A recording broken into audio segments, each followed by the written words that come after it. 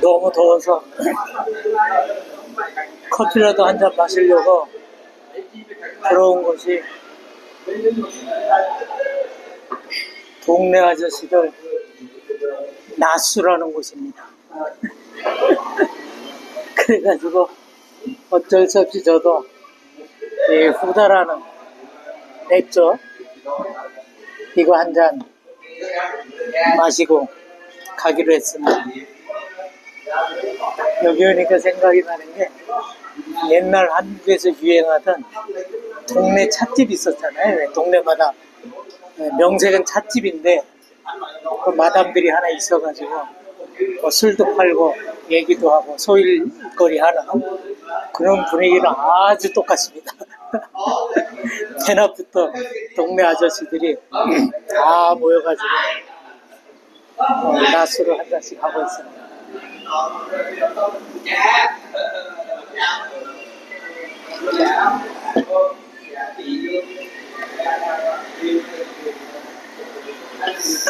오토바이 여행을 다니면서 따로 동영상을 찍거나 뭐 기획 연출을 하거나 대본을 만들어서 뭘 하거나 이게 혼자서 하기에는 능력이 벅차더라고요. 그만한 능력도 없고 또 그렇게까지 할 열정도 없고 그래서 생각해낸 것이 항상 늘 생각하던 거를 이렇게 휴식 시간을 통해서 잠깐 쉴 때나 시간이 날 때나 이때 에피소드 하나씩 풀어나가는 그런 방식으로 한번 하고 싶은 얘기를 해볼까 합니다. 이제 사람들이 제일 궁금해하는 게 나이 먹고 뭐 나이라고 그래야 뭐 60대니까 오토바이 여행하는 게 힘들지 않느냐, 위험하지 않느냐, 돈이 많이 들지 않느냐. 나도 그런 걸 해보고 싶은데 어떻게 시작을 해야 될지 모르겠다. 뭐 그런 거를 제일 궁금해하세요. 근데 그걸 어디서 딱 누가 대답해 주는 사람도 없고 자료가 있는 것도 아니고 또 얘기를 들어봐도 다 천편일률적인 그런 얘기들이고 내 실정에 딱 맞는 그런 게 없더라고요. 저도 마찬가지로 제가 오토바이를 처음 타기 시작한 게 50에 면허증을 땄습니다. 근데 그 전까지는 배낭여행을 다녔는데 점점 갈수록 힘든 거예요. 무거운 배낭을 뒤에다 짊어지고 앞에다가 또 보조 배낭 짊어지고 양손에는 또 쇼핑백인가요? 이런 걸 들고 밤기차를 타고 그다음에 밤차를 타고 걸어서 숙소까지 가고 그러면 벌써 파김치가 다 돼요. 그러고 나서 잠깐 그 관광지 구경하고 다음 이동지로 또 이동을 하고 처음에는 그런 배낭여행도 재미가 있었는데 나중에는 힘들더라고요. 체력적으로 힘들고 그러다가 우연히 오토바이 여행하는 영국 젊은이를 만나고 그때 힌트를 얻었죠. 오토바이 여행을 하면 배낭을 오토바이에다 싣고 가면 되니까 일단 편하겠구나. 그 다음 두 번째로 루트를 소위 말하는 이동하는 루트를 내 마음대로 루트를 정하고 시간도 내 마음대로 정하고 할 수가 있겠구나. 그래서 이동하는 과정도 여행이 되겠구나. 그게 제일 먼저 가졌던 생각이에요.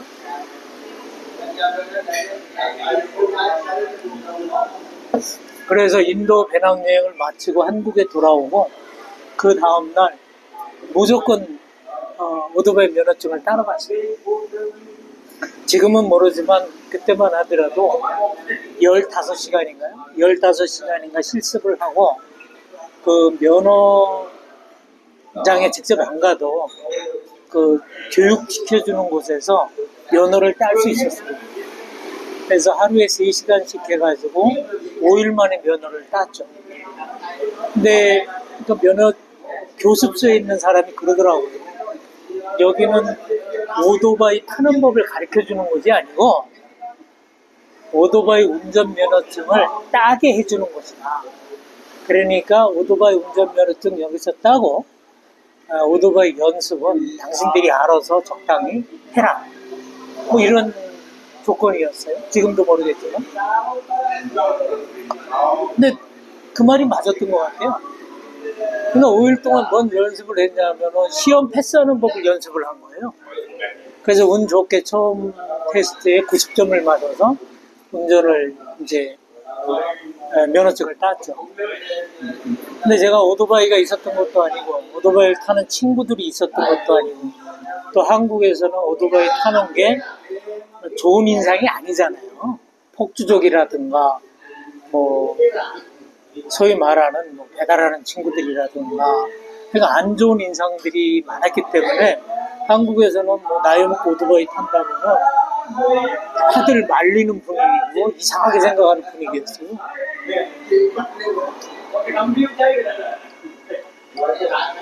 그래서 제가 선택한 방법이 동남아시아를 가는 거였어요.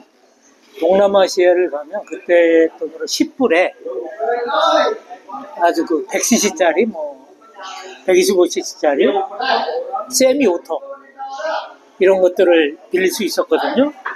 그래서 뭐 캄보디아라든가 라오스라든가 베트남이라든가 인도, 네팔 이런 데 가가지고 배낭여행을 가서 그때마다 오토바이를 빌렸죠. 처음에는 뭐 어떻게 시동을 걸어야 되는지 어떻게 기어 변속을 해야 되는지 몰랐어요. 그래가지고 오토바이를 그때는 면허증이 없어도 오토바이 빌려줬거든요. 그래서 무조건 오토바이를 빌려서 주인이 안 보게 골목 뒤로 이렇게 가가지고 뒤에서 오토바이 시동 거는 거, 변속하는 거 이런 걸 연습을 해서 오토바이를 배우기 시작을 했어요. 그래가지고 처음에 말도 안 되는 실수들을 많이 했죠. 뭐 내리막길에서 기어 변속을 어떻게 해야 되는지, 그 다음 포지션을 어떻게 잡아야 되는지, 커브길은 또 어떻게 돌아야 되는지 이거 전혀 몰랐죠. 왜냐하면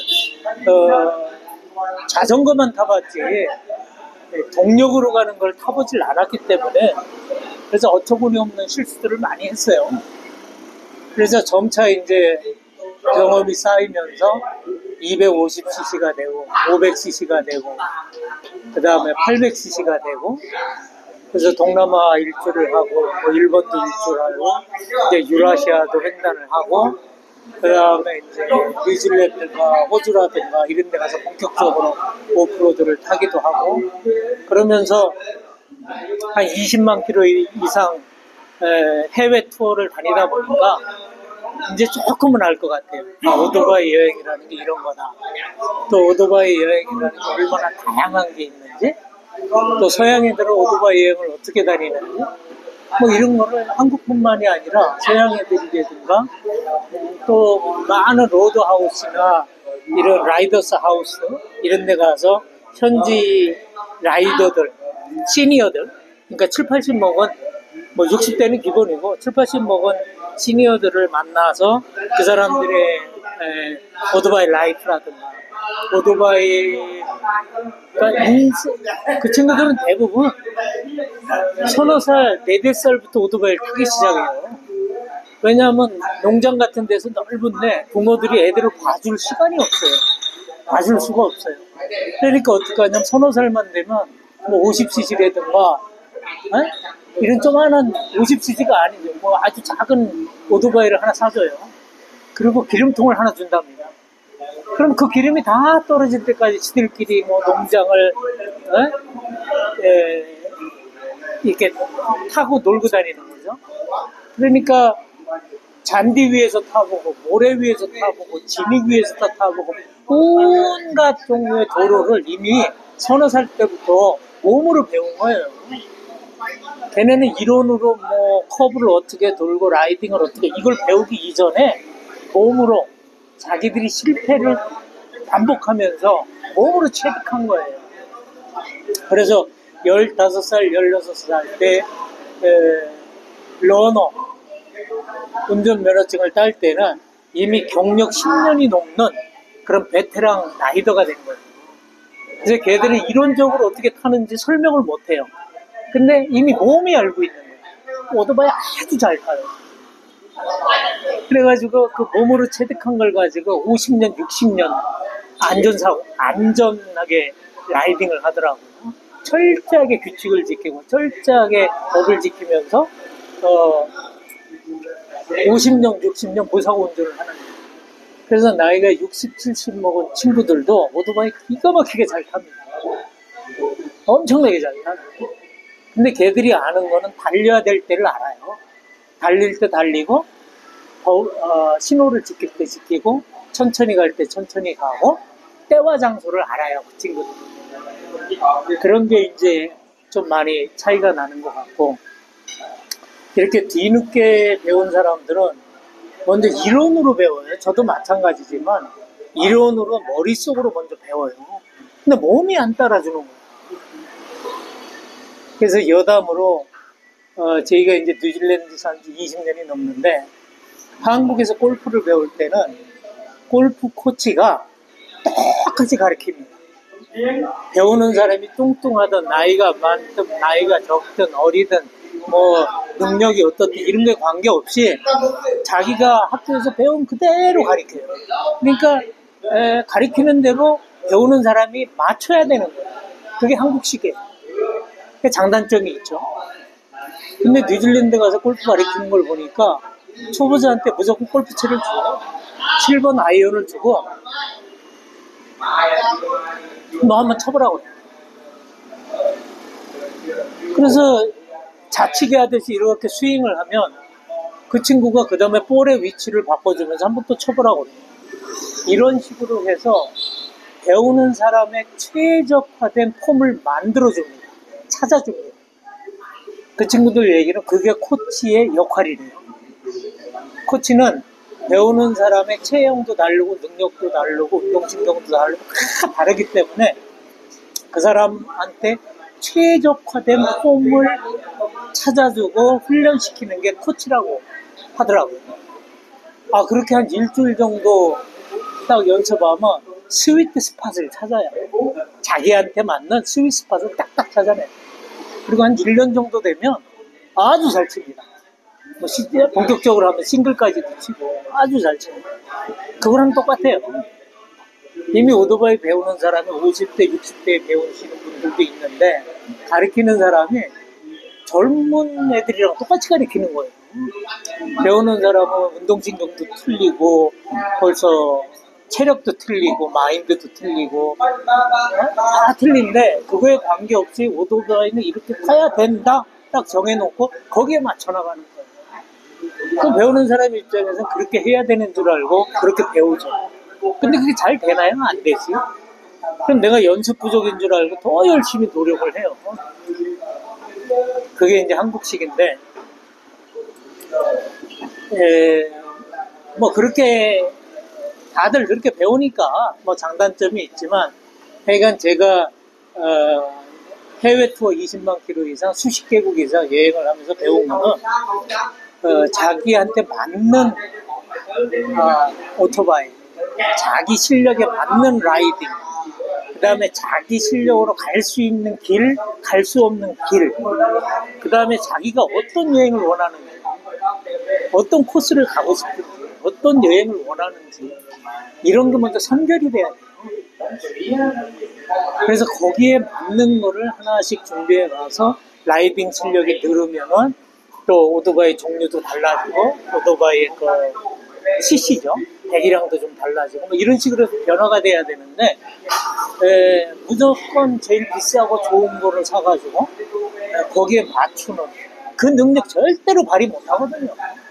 그러니까 오토바이를 내가 다루는 게 아니라 대부분 보면 오토바이에 매달려가죠. 오토바이 능력을 20, 30%도 발휘를 못하고 내가 끌려다니는 식. 그러니까 사고가 나면 큰 사고가 나와요. 제어를 못해요. 이제 그런 식으로 뭔가 잘못된 방식으로 접근을 해나가거든요. 그래서 제 서양 친구들이 하는 얘기가 그거예요. 60대가 되면 이제는 다운사이징을 해야 된다. 자기들이 체력이나 반응 속도나 이런 게 다 느려졌기 때문에 거기에 맞춰서 오토바이 CC를 줄여야 된다고 해요. 거꾸로 리터급 타던 친구는 미들급을 타고 400에서 800 정도, 미들급 정도를 다루고 이르는 사람은 쿼터급으로 200에서 한 400 정도 이렇게 타야 된다고.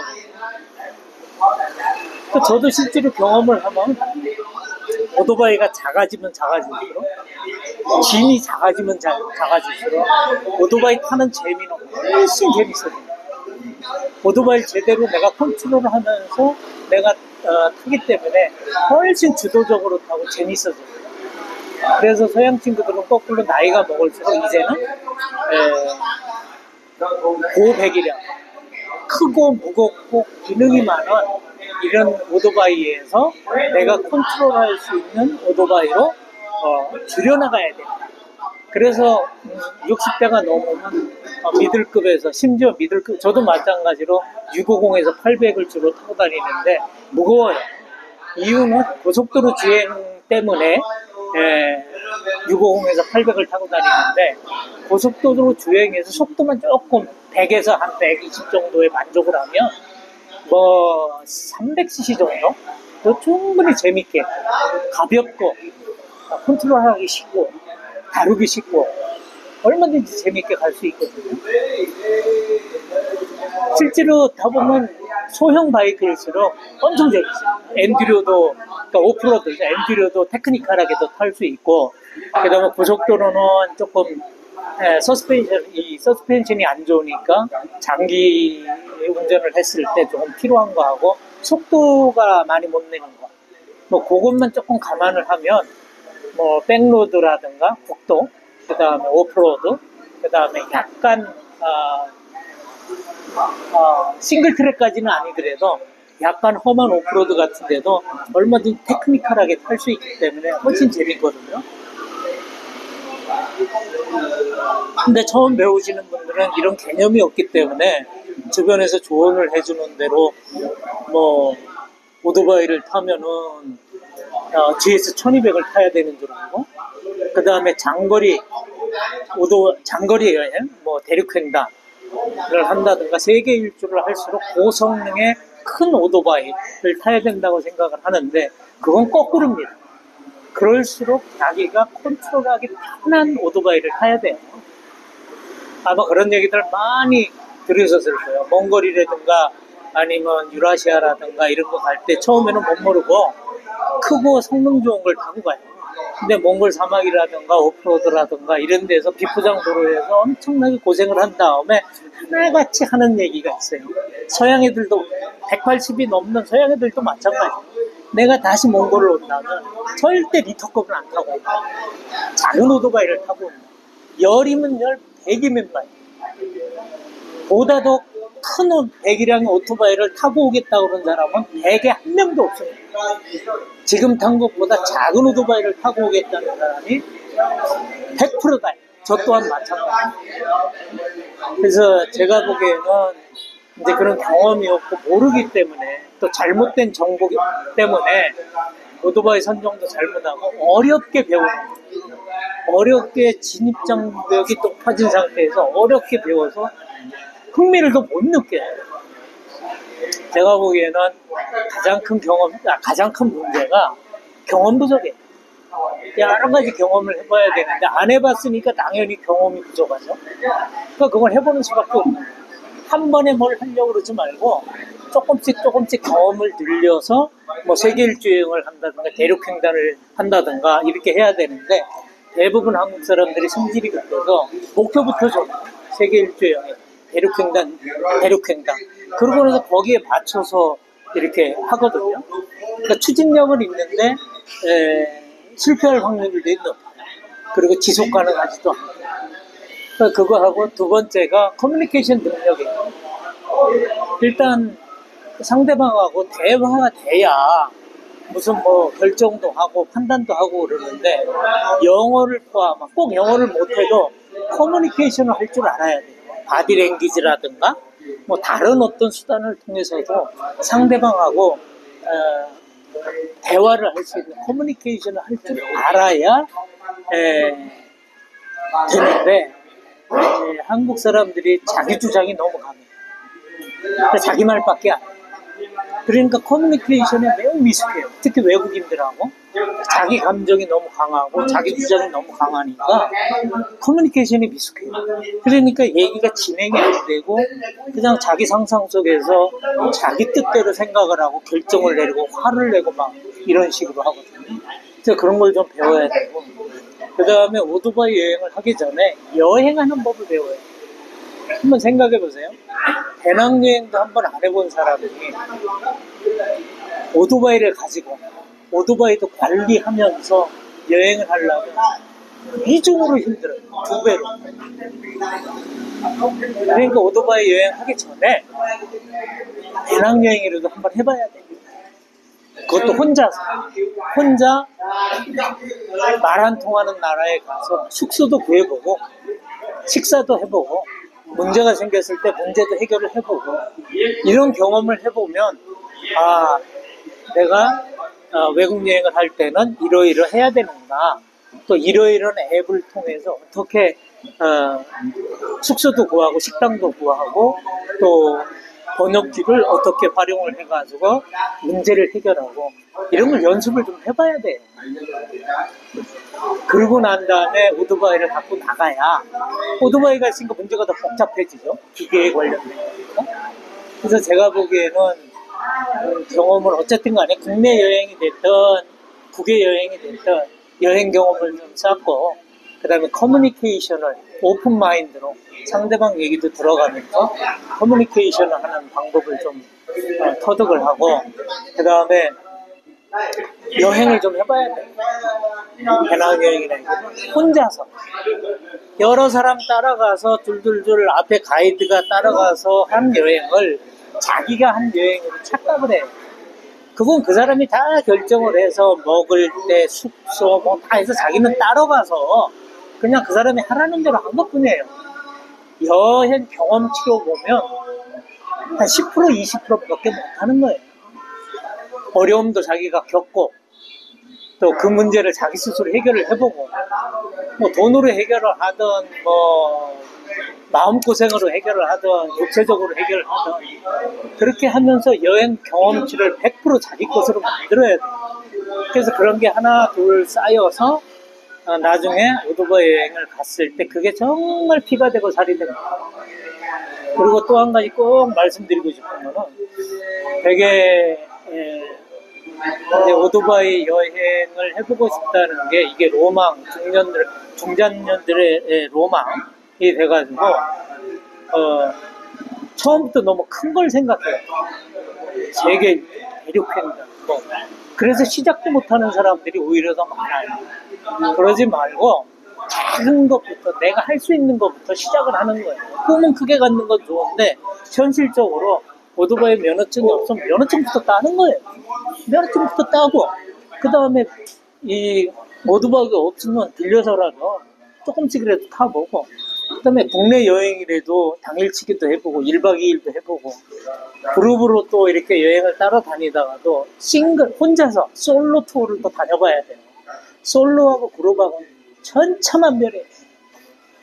그 다음에 각종 어떤 사람은 그래요. 오토바이 여행이라는 거는 날씨 좋은 날, 뭐 좋은 카페나 음식점에 가서 먹고 이러는 게 오토바이 여행이라고 그러는데 그건 좋아요.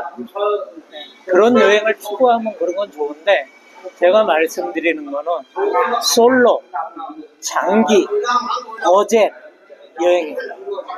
혼자서 몇 달간 버젯, 정해진 액수, 금액 안에서 오랫동안 여행하는 거예요. 이게 세계 일주도 될 수 있고 대륙 횡단도 될 수 있고 한 대륙씩 컨티넨탈, 유럽, 아시아, 북미, 남미 하나씩 끊어서 몇 달간 여행할 수도 있고 이런 거를 말씀드리는 거예요. 그러기 위해서는 온갖 종류의 기후, 더우면 더운 데로, 추우면 추운 데로, 비가 오면 비가 오는 데로 엄청난 바람이 불면 바람이 부는 거예요.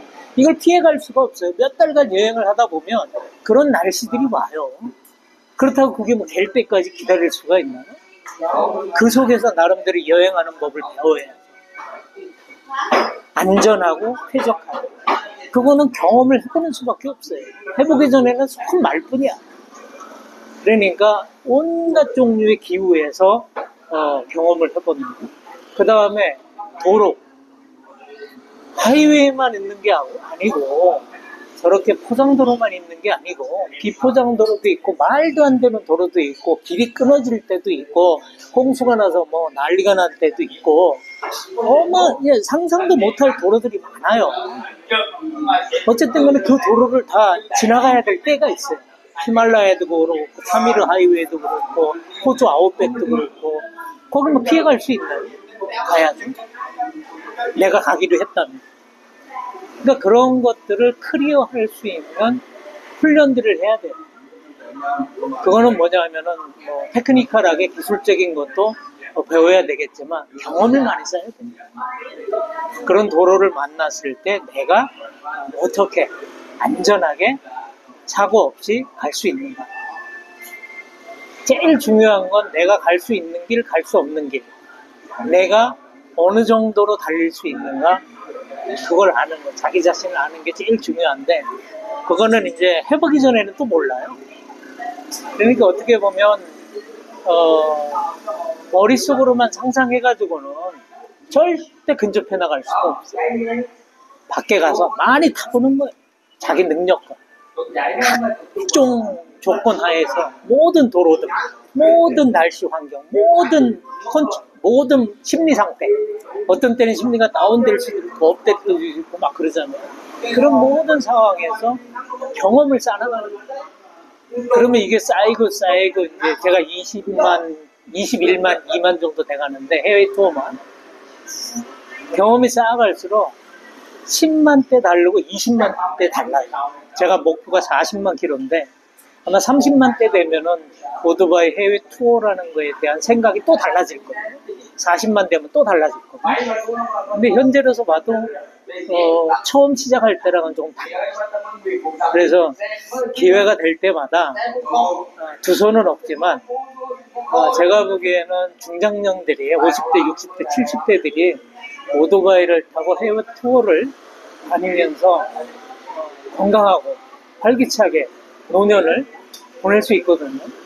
얼마든지 저도 뭐 1년 내내 여행하는 게 아니고 1년에 서너 달 정도 그 이상 하면 힘들어서 못해요. 그러니까 서너 달 여행하고 집에 돌아가서 몇 개월 또 쉬고 가족일 하고 그 다음에 또 체력 보충해서 다시 나와서 서너 달 여행하고 이런 식으로 지금 하고 있거든요. 그러니까 무조건 위험하다, 힘들다, 돈이 많이 든다 뭐 이렇게 생각할 게 아니라 뭐 저 같은 경우도 마찬가지인데 그렇게 형편이 돼서 여행을 다니는 형편은 아니지만 그렇게 큰 돈 안 들이고도 크게 힘들이지 않고도 다닐 수 있는 여러 가지 방법이 있으니까 이런 걸 하나하나 자세하게 여러분한테 좀 알려드려가지고 물론 뭐 형편이 되고 능력이 되고 또 여행도 많이 다니신 분들은 이런 비디오 안 봐도 나름대로 다 하시는 방법이 있으니까 그분들 말고 나도 한번 하고 싶은데 해보고 싶은데 어떻게 시작해야 될지 모르겠는 사람이라든가 이런 분들한테는 조금이라도 힌트가 될 수 있는 힌트가 될 수 있으면 좋겠다 하는 마음에서 제가 앞으로 하나하나 한번 비디오로 찍어서 올려볼 생각입니다. 그러니까 구독하시고 시청하시는 분들 중에서도 혹시 궁금한 점이 있고 그러면은 뭐든지 좋으니까 댓글로 남겨주시면 제가 아는 범위 내에서 유튜브라든가 댓글로 답을 드리도록 하겠습니다. 그래서 그게 어떤 도움이 되면 저로서도 뭐 기쁘고 그렇게 했습니다. 그게 아니라 두서없는 얘기인데 그래 끝까지 들어주시고 감사합니다.